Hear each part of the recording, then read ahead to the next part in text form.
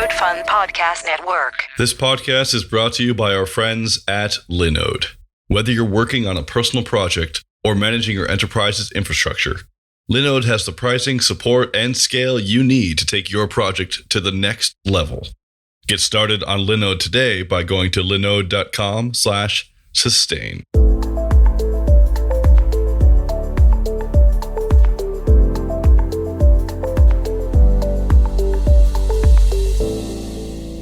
Note, this podcast will include a discussion of a COVID-19 dataset. The data includes cases and deaths due to this pandemic. Although we'll be discussing data, not the disease, we wanted to note the seriousness of this global pandemic and its impact to all. We hope you all stay safe and healthy. Hello, and welcome to Sustain, the podcast where we talk about sustaining open source software for the long term. Who are we? How did we get here? What are we doing? Why is the console not showing my error? Etc., etc., etc. Today we have a few panelists on. We have Eric Berry. Hey, everybody. Justin Dorfman. Hello. And you also have me. Hello, everyone.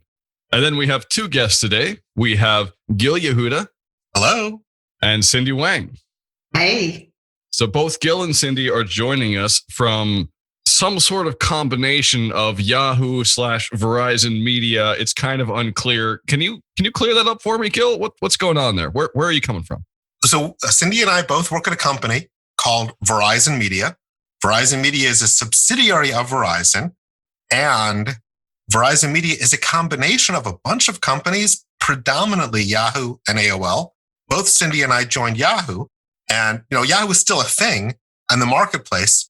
And we kind of have that confusion all the time. We're kind of Yahoo employees, and we're also Verizon Media employees. We're both. Awesome. Okay, cool. And you work as the senior director for product, right, Gil? I'm a senior director, and I'm responsible for our open source program. And I work with Cindy, and she's a product manager. So do you manage everything for all of the open source for AOL and Yahoo and Verizon? Like, what sort of coverage do you have in your OSPO? Sure. So we have an OSPO, Open Source Program Office, and we're responsible for all the open source inbound and outbound interaction and publication and relationships across Verizon Media, which is basically Yahoo and AOL and a couple of other little things here and there. But it's predominantly Verizon Media. But we're also working with some folks at Verizon on a lot of their open source publications and activities as well. Less formally, they're a large company, so we're working with some of Verizon's open source activities, but with all of Verizon Media's activities. Awesome. So how many open source projects do you have, you would say? Like how many repos, how many orgs are you managing? What sort of goes on there? Let's see. We're currently, in terms of active repos, it's about 350 to 400. In terms of orgs, it's probably around 20 orgs. Some more active than others. What's the most notable? The most notable, that's like picking your favorite child. Can't tell you the most. The most notable. I have a favorite. I mean, it switches day to day, but still. Eric, what's your favorite? What's your favorite one of our projects? No, I think he has a favorite child. I'm just talking about my kids. I mean, listen, they range quite a bit. We do a lot of work in big data. I mean, that seems to be like a big area of focus for us. So certainly the Hadoop ecosystem, the larger Hadoop ecosystem, Storm and Uzi and Pig and Zookeeper and a lot of those technologies are a big thing for us. We also have a really interesting project, like a CI/CD framework called Screwdriver, which is an open source project that we have that allows you to orchestrate and manage CI/CD at scale. We have stuff in the security sphere around zero trust authorization for containers. It's called Athens. We have stuff in like big data search and AI, a project called Vespa. And then like literally a few hundred other projects that range from, a couple people are into it to a lot of people are into it because of what they do. That's really cool. How long has the OSPO existed? How long have you been sort of in this role? I've been doing this for 10 years. The Yahoo OSPO has been around for 10 years. AOL had an OSPO and then they didn't have an OSPO and they kind of had an OSPO. But when we merged together, we brought it together and we just continue to do what we do. So it's been a while. I mean, and before the OSPO, there was open source activity because, as you know, companies do open source even without OSPOs. They just do open source better with OSPOs. One of your projects I want to dive into is the Yahoo Knowledge Graph COVID-19 project. Can you talk a bit about that? You know what? Let me ask Cindy to talk a little bit about that, because Cindy is the star of that show. Well, I don't know about star, but so I am the product manager for a platform called Yahoo Knowledge Graph.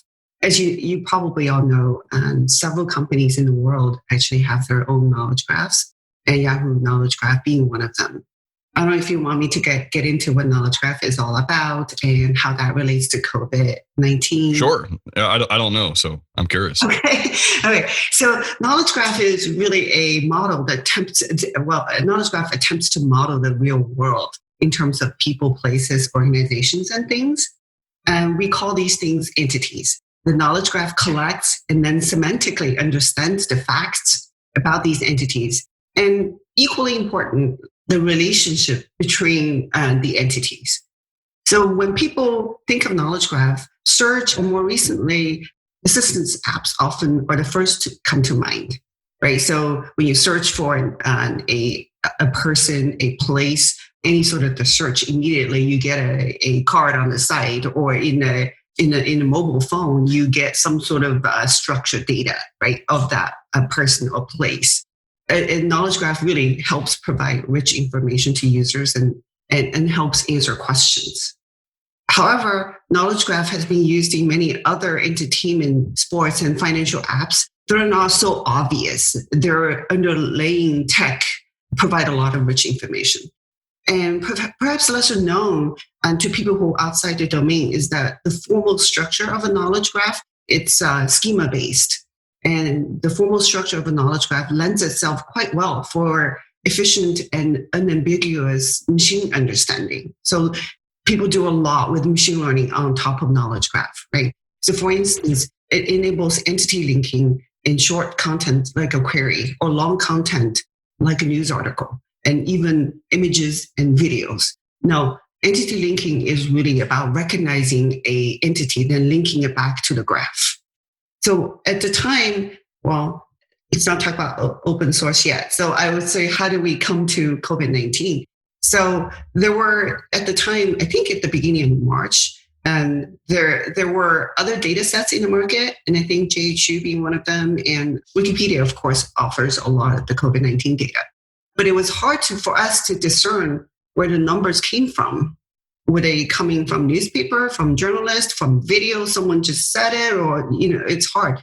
So a part of the important attribute for Knowledge Graph, it's data provenance. Knowledge Graph oftentimes comes from many, many different sources, up to thousands, right? So it's really important for us to keep the data provenance where the attribute or relationship or facts come from. So that always has been important to us. So our motivation really is to provide a data set that entirely from government sources. So we know exactly what the confirmed number comes from, where the death number comes from, right? When people question, so where did you get it from Andrew Cuomo directly, or did you actually get it from New York State websites, right? So we intended to provide a data set that was completely from the public source. Incidentally, most governments from the country level, state level, as well as county level started providing data at the time. Yeah, I had a question about the data sets because I have a folder on my phone that has RT.live, John Hopkins, LA Times, New York Times. And it's just like, there's little inconsistencies between the data sets. And my question to you, the expert, is why? Like, why is John Hopkins have one and RT.live has another, and Yahoo has, by the way, the Yahoo one has become my favorite one, not because you come on, but it just displays a lot better on mobile. So that's my confusion is I'm just like, oh, like I smile on one site and then I frown on the other. I'm just like, please help me, Cindy. Yeah. So we encounter the same thing, right? Because everyone provides slightly different data, sometimes quite a bit of different data. And our struggle was we did not know where the data came from.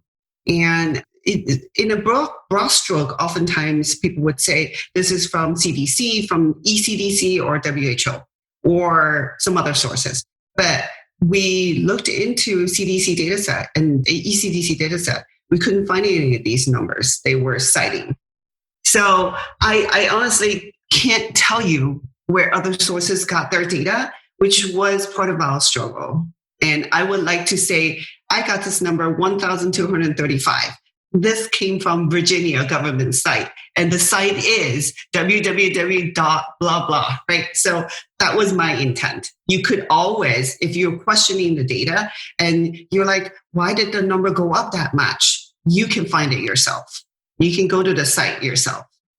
So that was my intent. Now, in terms of, I could guess why the data sets were different. One is people use different sources, right? So a good example is California as a state report their numbers for each county. Now, majority of 58 counties within California also report their own data. The timing could be slightly different, and California government data comes from, they report it from hospital. Like the death number comes from all the hospitals, and the county death number comes from their own accounting. So they're all slightly different. It depends on where the data source comes from. And people update data at different times of the day. So you could see one that's updated earlier versus the other. That makes so much sense. And thank you for explaining that, because I thought I was going crazy. I was like, maybe I'm not smart enough to understand these graphs. So thank you. Yeah, of course. So to continue, one of the key tech component of a knowledge graph is data ingestion. So how do we get data into a knowledge graph, right?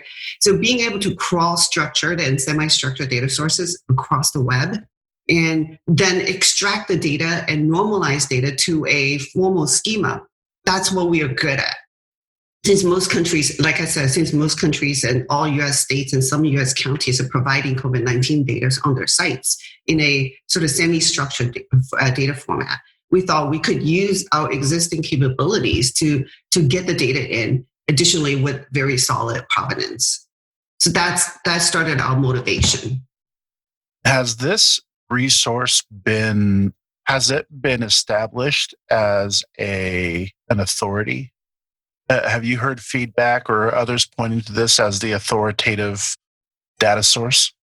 It depends on who you're talking about. I think people who are more a government official in a more public capacity like this set, because it has the public provenance. Now, news is a whole different ballgame. No, I'm not a pro in using any shape or form, but I would say, Gil, and correct me if I'm wrong, the news is a lot about scooping, right? There are a lot about, we just hit 1 million, we just hit 5 million. That's far more important to them than did you get this specifically from this government source? What's your source, right? So our experience has been news, for the most part, doesn't emphasize on authoritativeness, and people in more public capacity cares more. So for example, we get people running for offices asking for our data because it does have a provenance to it. Let me chime in and, as an observer to what Cindy and her team do, which is pretty amazing stuff. I mean, I've been watching their team and I'm blown away by it. There's like 2 levels of complications with data that I'm observing. There's probably more because there's always more to everything. But there are like these 2 levels that I see. There's one is the technical challenge of just getting the data right. Like, where did the data come from and was the data source updated? And if you have 2 sources in 2 different time zones and they report the data of today's data, well, they're 2 different time zones. So how do you reconcile that? Or if you have, a roll up of multiple counties into a state and you add the numbers of the counties and they're different than the numbers of the state. Well, which one do you use? It's like, do you do the math or was there an incorrect? And actually Cindy's team found this like really interesting stuff in their data cleanup algorithm with one county that had more cases reported than people living in the county. It was like one of these no, that was a mistake. Like that's a fat finger. whatever, that can't be right, So let's really look at the data critically. But then there's this other element, which is, I don't know, maybe it's the political nature of data. It's hard to, I don't want to, I don't know if that's the right word, but, there are some incentives for certain organizations to report a higher number because maybe they get, more federal funding or there's something in it for them by making the number look large. And then there's just like, there'll be an incentive for some entities to report a smaller number. Like, they don't want to hurt their tourism business, right? So you have this ambiguity, which in some cases it comes like presumed cases or a death that is presumed to be of COVID-19, but we didn't do a test. But the doctor says, so from a data scientist perspective, how do you declare that, right? Do you add that because somebody presumes it to be? Do you say, here's a presumed number? See, and you get to this level of detail that from the data scientists and Cindy's team of like amazing data wonks, they're like, well, let's understand what this entity really is and make sure that we're classifying it accurately. You then go to the news and like, they just want to say the number 1 million, right? That's like way too much context, way too much detail to get into the weeds because they have a soundbite, and they just have to say something good happened or something bad happened. And I guess all of the paddling that goes on under the surface of the water to collect that data and to be as accurate as you can, but also to connect it to the source so that you could investigate it. I think that gives us the humility that we don't really know what the right number is. Like, we don't really know because there's all these different numbers and they're close, but no one knows. And at the same time, I think we feel really good that we've done the hard work to stand behind what we think is a good number to share. Like the number that we would say, this is a number that we're proud to share because at least we can tell you what it is. Yeah, all the sources are behind it. Yeah. And if it doesn't add up, well, it's because, here are the sources and it didn't add up. Like I saw on one of the charts a negative number of deaths one day. Wait, negative number of... Oh my God. I saw that too. And I was like, wait a minute, what is going on here? Yeah, so I can tell you exactly what happens. And like, we saw this in many different places. This is not just one, right? So often, you know how people scrutinize these numbers and people report in a hurry. They allocate to different counties, for example. One example is Manhattan has a lot of hospitals. So now you have other county people go into Manhattan hospitals and they die there, for example, right? So then do you count it towards Manhattan or count it towards the person who the official, his or her residence is, right? So there's a lot of number shifting. So then it would appear all of a sudden Manhattan has negative death numbers. And so day to day, there's quite a bit of the number shifting from county to county. And then, of course, to Gil's point, there were also just fat fingers that happens.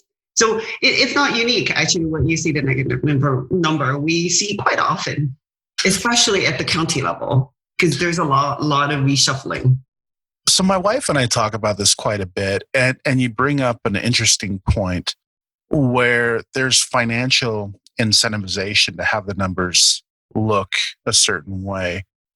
What's been your experience, or have you had any pushback from people who are trying to massage the numbers in their favor?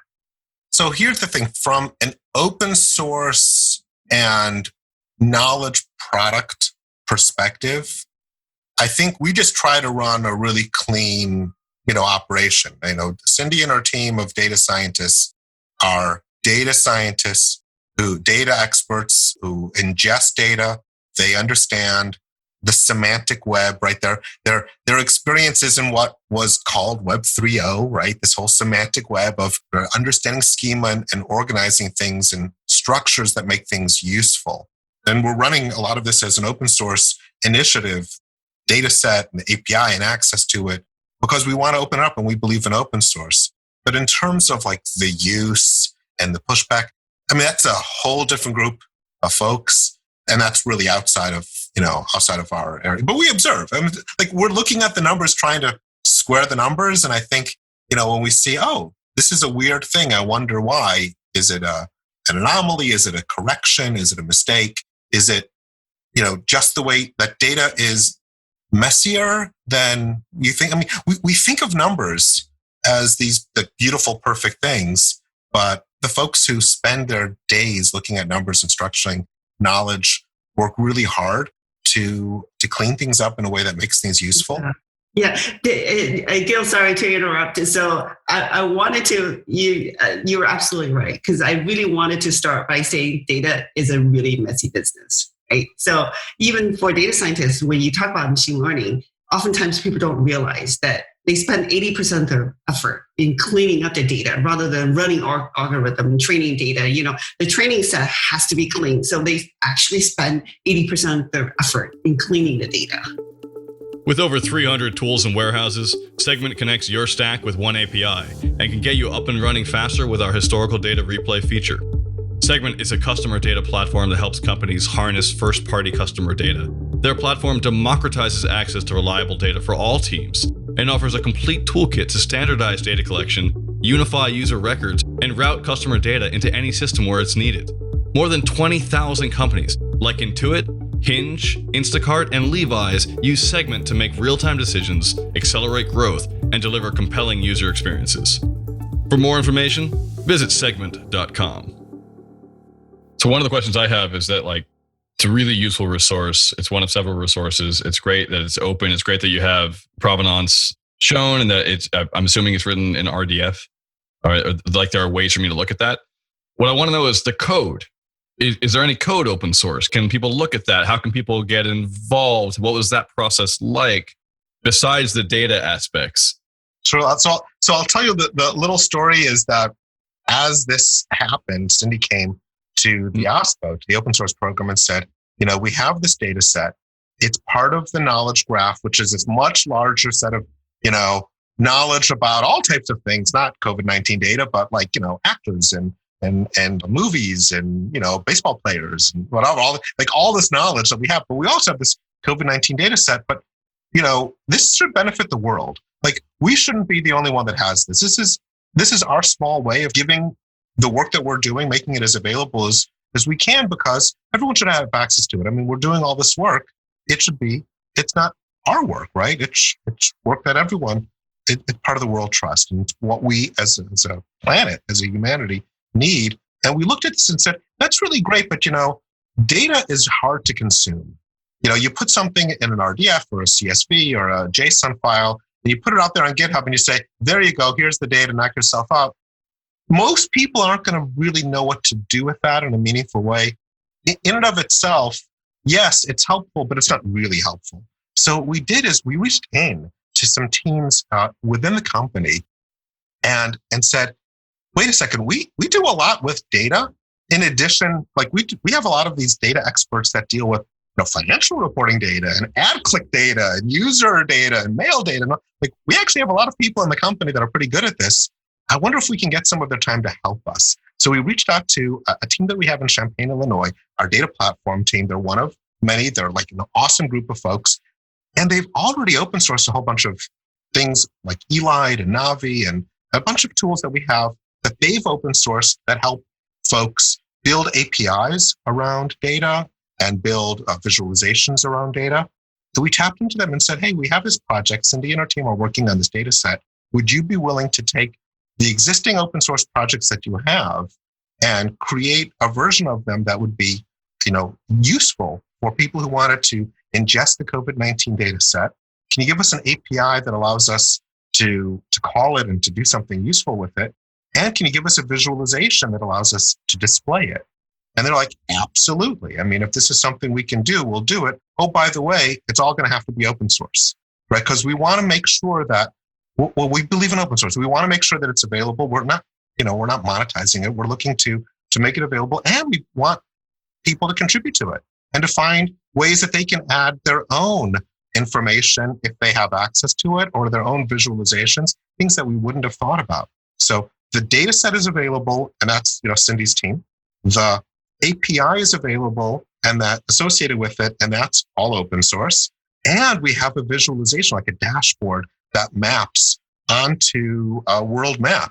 And we actually reached in to the Verizon folks at the Verizon Location Technologies team, they helped us with just like the map tiles, so that the visualization is good. But, you could use open source versions as well if you wanted to build, let's say, a local mapping to then take our data set that we're making available with, let's say, your own data that you might have of, restaurant activity, or if you wanted to do some sort of a mashup of some activity relative to data to then do your own analysis as to, is my county doing a good thing with respect to its open up plan? Or what is the effect of people going to the beach? Or what is the effect of this activity? Can I mash that with the data?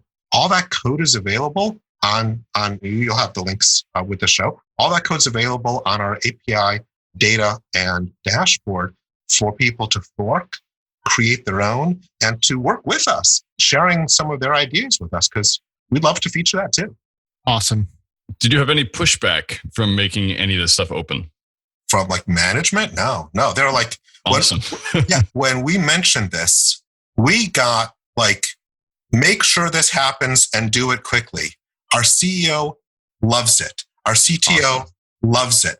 Everyone loved it. Now, we did make sure to like dot the I's and cross the T's, and we did go through, because we're a professional program, and we spoke with our legal folks, and we wanted to make sure that we were all good with respect to data rights, and all good with respect to privacy, and all good with respect to, the open source licenses, and, that we're doing things properly.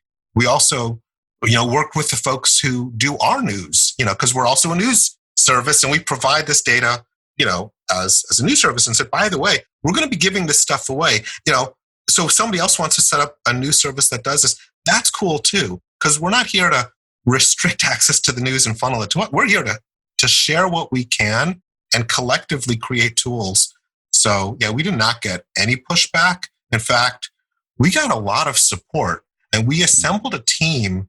Probably, I think at its height, we had about 35 or 40 people on the Slack channel, because we had the data folks, the API folks. We had a designer. One of the design teams said, hey, we'll throw a designer on it, for the visualization so that it looks nice. We had a bunch of folks. We call them paranoids. They're our information security team. We lovingly call them the paranoids. That's their job, right? Their job is to be paranoids. And they're like, okay, what can go wrong? Can somebody DDoS us? Can somebody use this in a malicious way? Let's make sure that we've thought about that, because we're trying to do something good, but we have this team of folks who's, they're sort of programmed to say, okay, let's think about where is this being hosted and how are we doing it? And they helped us quite a bit. So we got, it was a lot of support. And, I'll add one other thing. In addition to this generally getting support, this wasn't our first time doing something for COVID-19 data in open source. This was actually our second project. We had a few weeks before, right when COVID-19 was becoming a thing in the United States. It was becoming more relevant for the folks here. We had a team in Europe that built out a COVID-19 search engine that indexed a whole bunch, like 45,000 science articles on COVID-19 and SARS, SARS-1, SARS-2, like all of the related viruses and illnesses, to provide a vertical index on this stuff, so you can easily find, or more easily find, research papers for medical researchers and scientists to come up with what's the effect of blood type, or what's the effect of this particular medication, and how would it affect in SARS, and what do we know about this, so we basically took our search and AI team and said, what can you guys do? We published that too. And again, our CEO, our CTO, everyone in the C-level were all over it. We should share a link in the show. It's Vespa. Vespa Engine is the name of the technology. It's an open source search and serving technology, but there's a specific engine around COVID-19 data. All that's open source also, and that data set and the search technology around that we made available because, again, we're going to do whatever we can to contribute something that does help. Which is great. Then thank you so much. I'm curious. There's been a lot of projects I've seen which have had very quick traction and done a lot of great work. This is one of them, clearly, and it's great to see all this goodwill funnel into, okay, let's get a map up.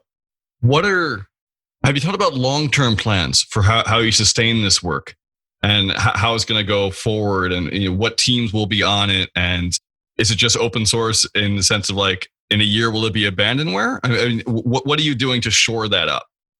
That's an awesome question, and it's a hard question because, we face this with all of our projects. Whenever we launch something, we try to predict its long-term viability.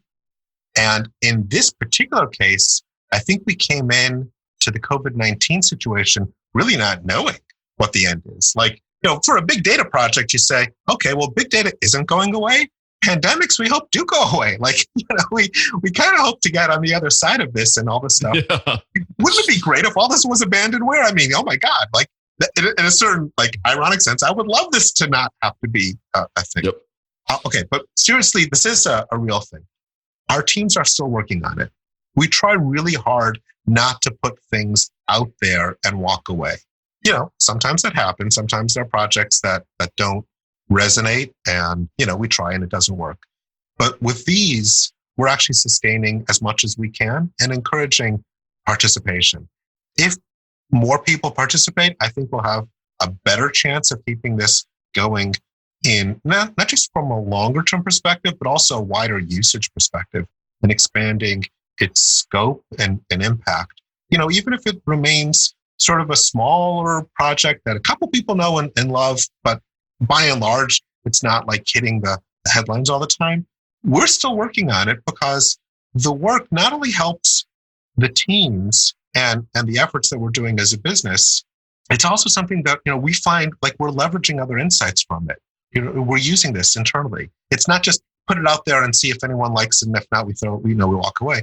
But we care about this. This is, we're in the business of managing and understanding data and its impact and meaning to us because it has impact to us. So do you and Cindy have plans to onboard people from the community who are interested in the data, who are helping out, so that they also become maintainers? So it's not just a Yahoo only project internally? So add to what Gil just said, that part of the beauty of using existing knowledge graph components, tech components, is that we automate most of it as much as possible. So we build a dashboard to track the data quality.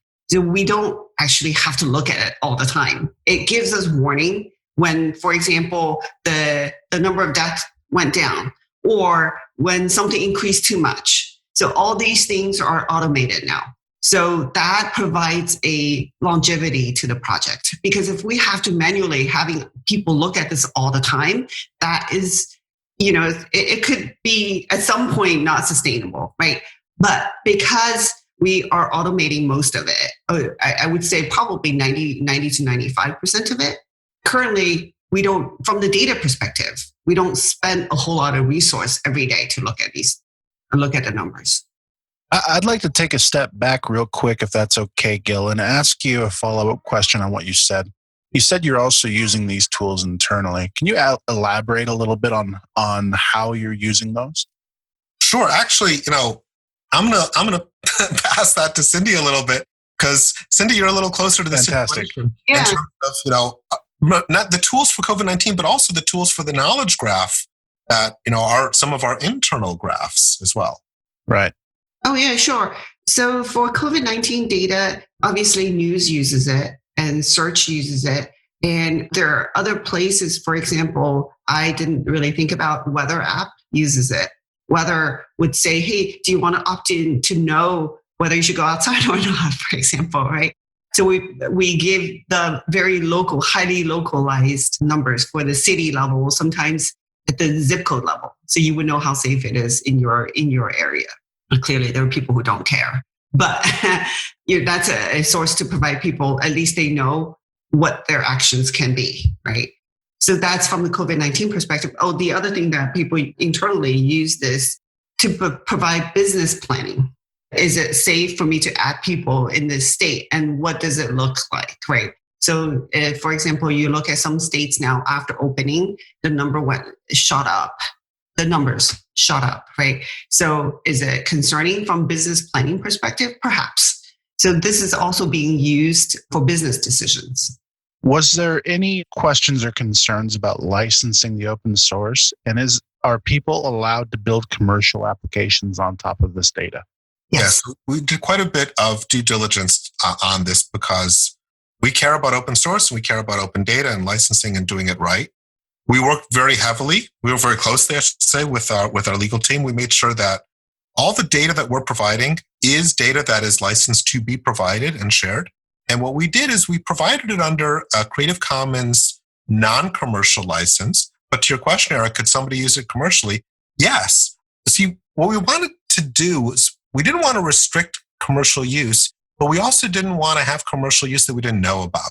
So we created this sort of setup. And this is like, it's a need in open source and there isn't an easy way to do it. And this is how we came up with it. But we said, listen, it's Creative Commons non-commercial, but here's this form. And if you key in your name in the form and send us a note and let us know what you want to do, like 99.999% of the time, we're going to say, absolutely, yes, by all means, do it. Thank you for letting us know what you're trying to do. We'd like to interact and maybe track, find out what we can do to help, see if there's anything we can do to work with you. At least now we know that you are doing it. So by contacting us, you will most likely get a Creative Commons BY license and just use the data even for commercial purposes. But at least we knew about you. Whereas if we were to have licensed it that way at front, then we wouldn't have that access point and then just touch base to find out what people are doing with it. So we're not here to restrict commercial use. We're a commercial entity. We love, we totally understand the commercial entities want to use it. So we do support that. That's fantastic.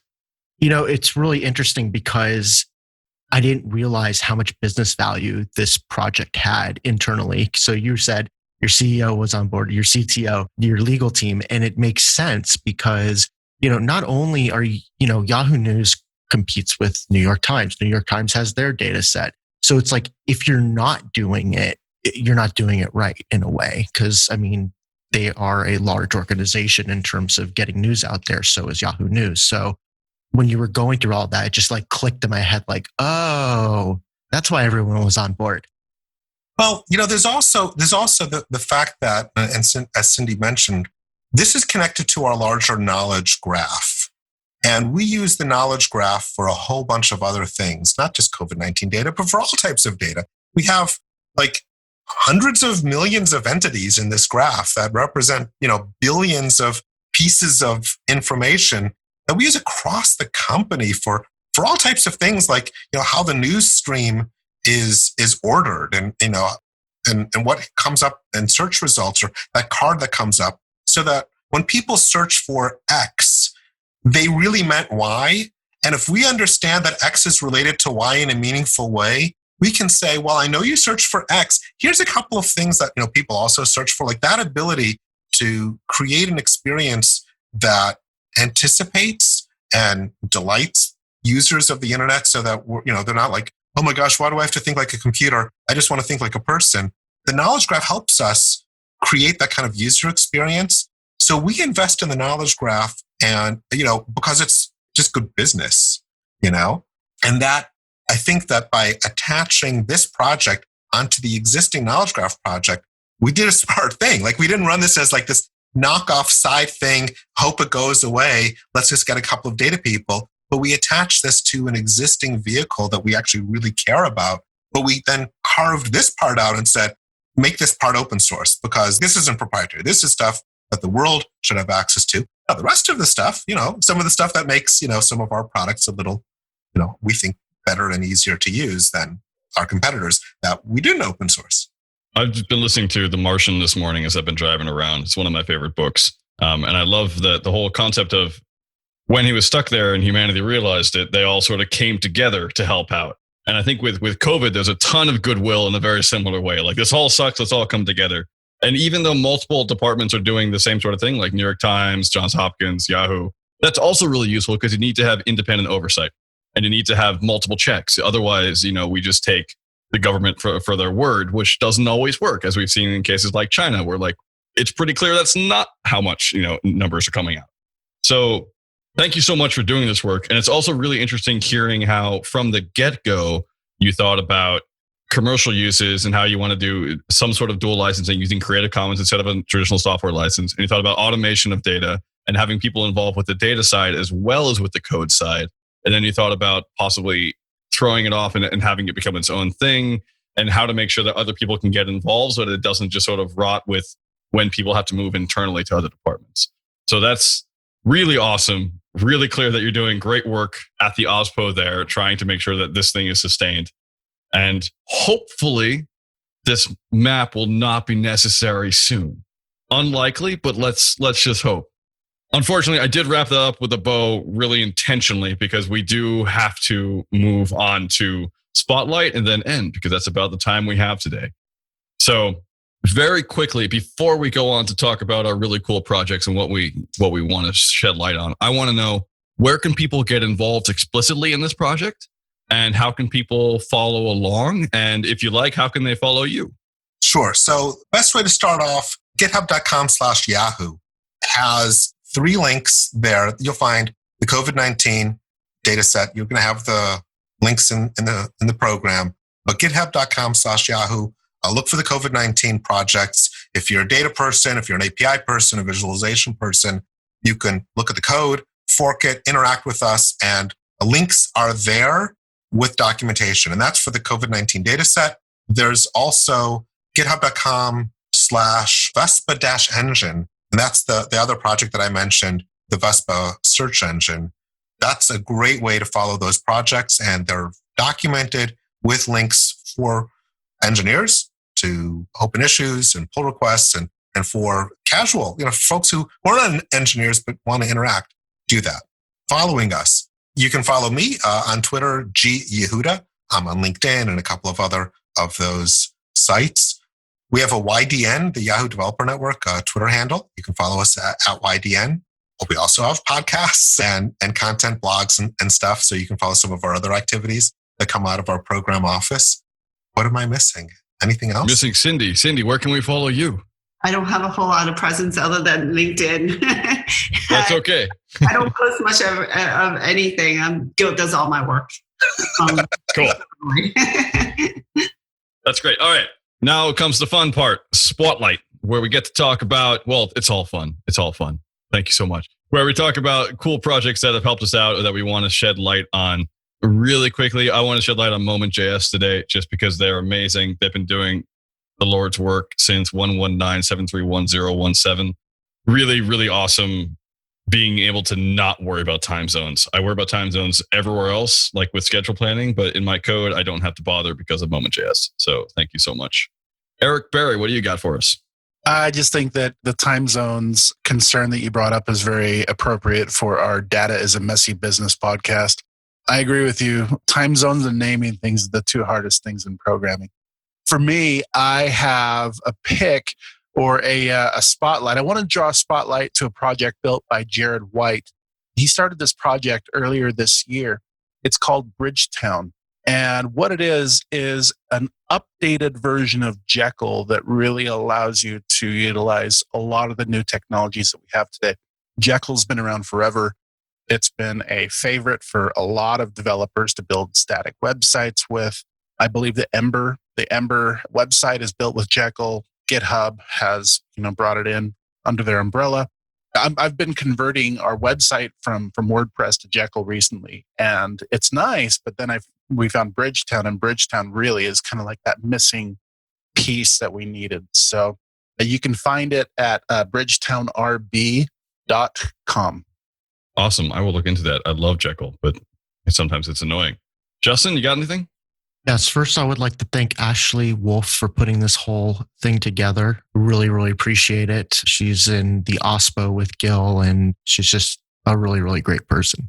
My next thing is it's a browser extension. It's not open source, but it's called Read Aloud, and it's a text-to-speech voice reader for Chrome and Firefox. I read a lot of grant proposals for Moss, and sometimes at the end of the day, I just can't read. I just need to listen to it, and it just helps me just get things done when I'm like burnt out. So I highly recommend you looking at it. Thank you. Gil, you got anything?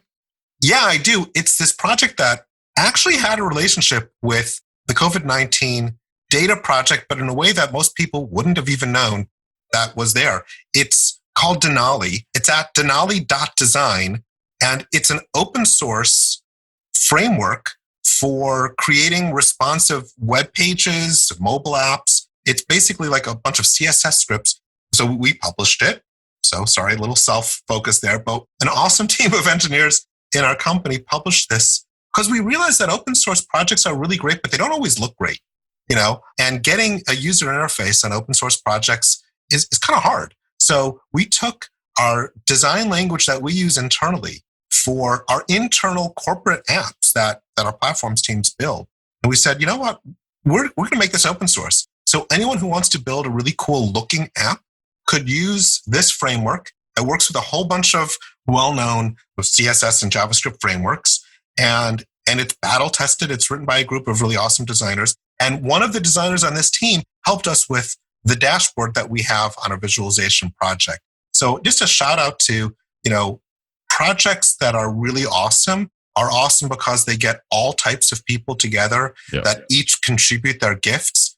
And, the designers that we have contributed their gift to our project and made this available at denali.design. Again, open source. If you're doing anything in open source that requires a user interface and you want it to look awesome, check this out because I think it will really help you. Well, thank you so much, everyone. And thank you for being on this podcast, Gil and Cindy. It was really great to hear about the great work you've been doing. And keep it up. Thank you. Thank you. Thank you. Thank you for having us. This podcast is brought to you by our friends at Linode. With 11 data centers worldwide, including their newest data center in Sydney, Australia, with enterprise-grade hardware, S3-compatible storage options, and their next-generation network, Linode delivers the performance you expect at a price that you don't. Get started on Linode today by going to linode.com/sustain.